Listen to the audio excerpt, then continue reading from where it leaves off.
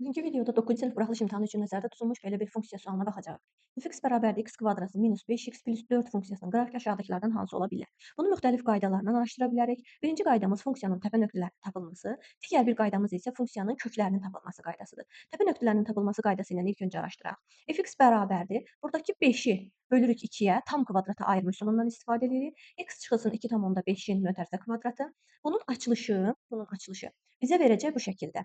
X kvadratı çıxılsın 5x plus 6,25. Bizdə isə funksiyada olmalıdır 4. Buna görə də biz buradan 2,25-i çıxacağıq. Və bizim yuxarıda şərtdə verilmiş funksiyamız təpə nöqtələri qaydası ilə bu vəziyyətə gələcək. Burada görürük ki, funksiya 2,5 vahidi sağa, 2,25 vahidi isə aşağı sürüşmüşdür. Bəndlərdən buna uyğun A və Y bəndidir. Hansı olduğunu dəqiqləşdirmək üçün isə biz verilmiş əsas funksiyada C-yə baxırıq. C-miz müsbət 4-dür. Burada C-miz mənfidir. C isə parabolanın Y oxun kəsdiyi nöqtəsidir. Burada C-miz mənfidir, burada isə C-miz müsbətdir. Deməli, düzgün cavabımız Y bəndidir. İkinci qaydamız isə təpə nöqtələrin tapılımı üzr istəyirəm. İkinci qaydamız isə köklərin tapılımı qaydasıdır.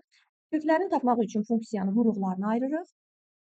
F(x) bərabərdir. Funksiyanı vuruqlarına ayıranda olur x çıxılsın 4, x çıxılsın 1. X çıx 4, x çıxılsın 1 qaydası ilə. Deməli, köklərimizdən biri x bərabərdir 1-dir, digəri isə x bərabər 4-dür. Deməli, parabola absis oxunu müsbət 1 və müsbət 4-də kəsir. Yenə buna uyğun hansıdır? Y bəndidir. Yəni, hər iki qayda ilə yoxlaya bilərik. Təpə nöqtəsinin tapılması üçün isə bayaq birinci qaydada təpə nöqtəsinin tapılması mən tüm kvadrata ayırma ilə tapdım. Siz eyni zamanda m və n düsturları ilə tapa bilərsiniz.